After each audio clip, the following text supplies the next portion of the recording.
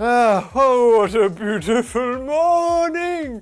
Oh, it's a lovely sunny day. What better way to spend it than inside playing with toys? Hello everybody and welcome back to another episode of the Jurassic World Fallen Kingdom toy reviews.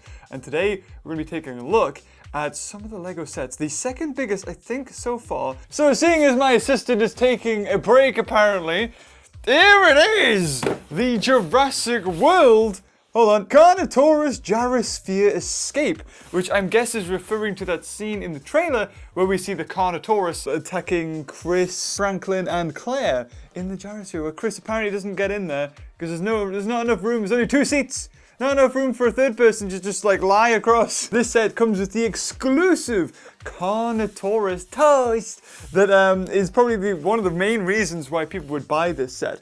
It retails at £60. Of course, Lego are very expensive. You get what you pay for. It's high-end quality product. And let's take a look. Oh god, let's take a look at back of the box. What do we have here? We have the Carnotaurus. We have some like Gyrosphere vehicle, which I'm guessing is non-canon and is just something that Lego thought they would throw in with the rest of it. And it has a little, I don't know, that's not big enough to hold the Carnotaurus, so I don't think we're going to be rescuing the Carnotaurus. Comes with Chris Pratt, who has, Owen Grady, who has his own unique outfit on actually there. And I think this may be the only set with Franklin in too. Is it Franklin Webb. There you go, because he's a nerd, so his second name's Webb.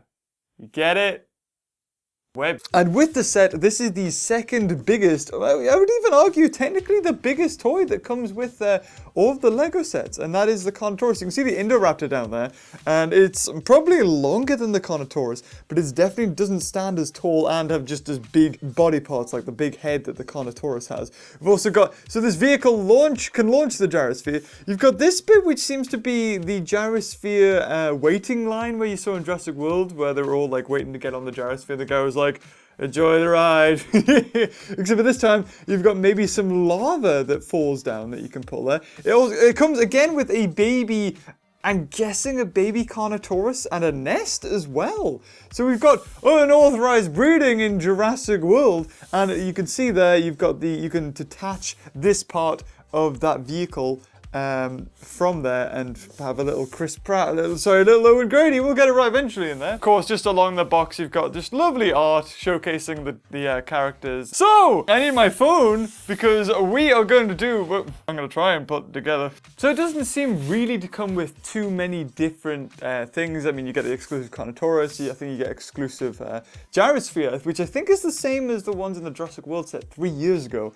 But I think the outer rim, instead of it being bright blue, is grey now, because that's the aesthetic Fallen Kingdom's going for. Jurassic World was blue, Fallen Kingdom is grey and reddy and ashy. Alright, so let's open this bad boy. I don't want to break the box, don't tell me to do that. And there you go. Beautiful.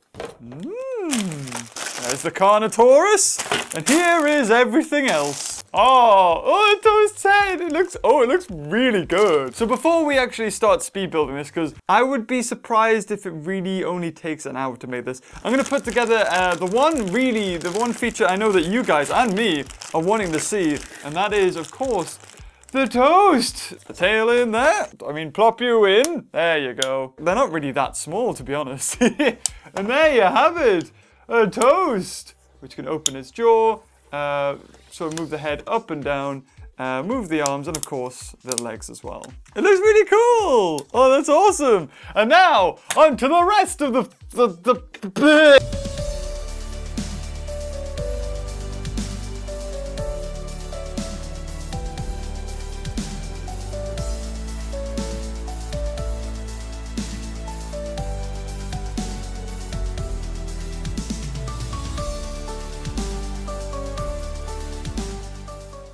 Oh god, what's the time? I finished! Oh, 1 hour, 11 minutes, and 31 seconds later, it is done.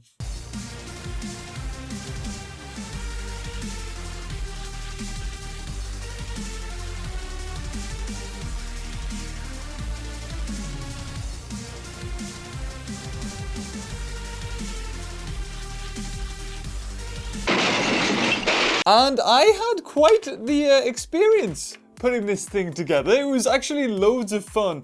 First you put together this U-Haul truck, which has a little bit behind it. Favorite has to be the Carnotaurus, but we'll talk about the vehicle first. First thing I noticed about it when I put it together was that it doesn't have a back to it. I expected some sort of door to be there so you could open and close it, but apparently not. This has to be, it has a detachable thing here that you can pull out, and you can put the gyrosphere in here with Franklin and go bye-bye! I realized that when you create the gyrosphere, they had a second set of instructions for how to have the seat, because when you roll the gyrosphere, Franklin actually stays steady, which is way better than whatever Hasbro gave us. And Mattel, I think, have actually sorted it out as well with a remote control gyrosphere, which hopefully I'll get my hands on eventually. If it ever comes over to the UK, who knows. But when you move it, look at him. He stays up completely. And you want to take particular care when creating the gyrosphere, because there's two things on the sides. And if you don't push them all the way in, it can catch. And I think I had that problem 3 years ago when Jurassic World first came out and we made that. So if you're making this, do pay particular attention to the little sticky out black cross things at the sides that allow it to give this really nice motion and keep Franklin or whoever you decide to go in the gyrosphere lovely and steady. So let's talk about the U-Haul before we get into the exciting things. So you've got like a little hole at the top, so I don't know if you could just put somebody in. You could kind of have them out. You could have Claire out there. And I know I'm going crazy here, but Claire, have you ever seen anybody else look like Julianne Moore? Like Sarah Harding's character. Ginger, green like sweatshirt or whatever, and brown pants. It's Sarah Harding. Like, I've never seen a Jurassic movie be so meta on its own self. But anyway, back on to this. Yeah, it has doors that open, a little bit weird with the lights, but hey, they work. You got the front of it with its own license plate. And what I really like, there's a nice touch in the back where there's two sets of drawers, and you can open those drawers to reveal like some blue darts as well as bones. And that's something that's a common appearance, because if we look at the back of this guy as well, the little gyrosphere mobile transport, whatever you want to call it, if you open these things, you have bones as well. So, I mean, I understood that they were going to save the dinosaurs, the Dinosaur Protection Agency, and that's the reason why you have, if I can get into it, yeah, you have an egg hidden in there as well. Bones in the truck, bones in this thing as well. So, I mean, maybe they're collecting DNA samples and they need the bones of maybe extinct dinosaurs in order to bring them back. Because if you've been keeping up to date with the Dinosaur Protection Agency, there's certain species on the island which have went extinct. So maybe they're actually collecting their bones and they'll clone them from the DNA extracted from that. Moving on to Carnotaurus, the big one, the one that is gonna sell for loads on eBay by itself. Because have you seen those listings? It's like 200 quid for like an Indominus Rex or something by itself. No wonder there's like Chinese knockoffs going about. But yeah, again, quality on this thing's great. You got the articulation there. So for animators or, little kids who have a little camera or whatever, want to make their own little movies, that's really good. And for posing as well. The jaw only has two poses, open and closed, but the head can rotate, move up and down, and it just looks great. He's like toast! Jurassic World Fallen Kingdom is really milking this Carnotaurus. They love it. I hope it takes up quite a fair, or at least it has some decent screen time in the movie, because it's everywhere. It's in Mattel toys, it's in the Lego. Pretty sure it's going to be in the Jurassic World Evolution game. I'd be very surprised if it's not. So I'm sure I'll include like a close-up look of Chris and Claire as well, but you also get a baby dinosaur. But we'll look at this. We'll get a close-up look at this. So this is the old Gyrosphere station. And it was really cool putting this together because there was loads, and I mean loads of foliage. And when it came to making Jurassic World Lego sets in the past, that's something that they've been lacking. Even the Indominus Rex enclosure, I think maybe had one or two plants. But here you've got like this classic one, this sort of banana leaf or like pine leaf there. And then you've got these little lily pad things down here, as well as a nest. So this could be the Carnotaurus nest, and we've seen a baby Carnotaurus in some of the behind-the-scenes trailer. I think it was trailer 2.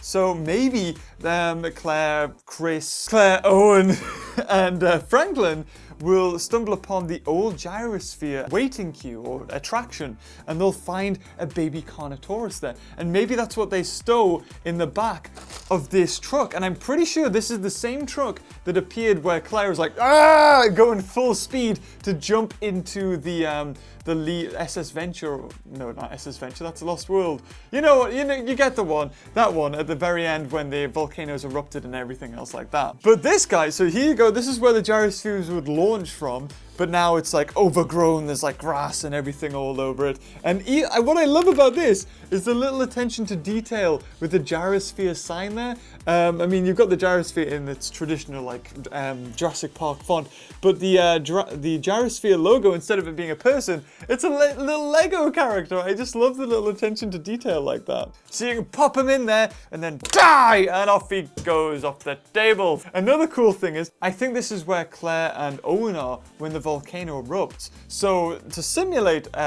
maybe volcanic debris. Okay, camera turned off for whatever reason. To simulate volcanic debris, you can pull this little lever out the back and, oh god! Saved you all! And you get like a little debris that goes down there. Again, Lego and their amazing little attention to detail, which I love about their products. So yeah, it didn't really take, get down like this, there we go. And the truck looks awesome. I love how rugged and industrial it looks. It really fits the aesthetic Fallen Kingdom have got going for them. Wasn't too complicated to put together. You get a really awesome Carnotaurus model with it. Some of the paint job actually on the back of the Carnotaurus looks like it was done by hand.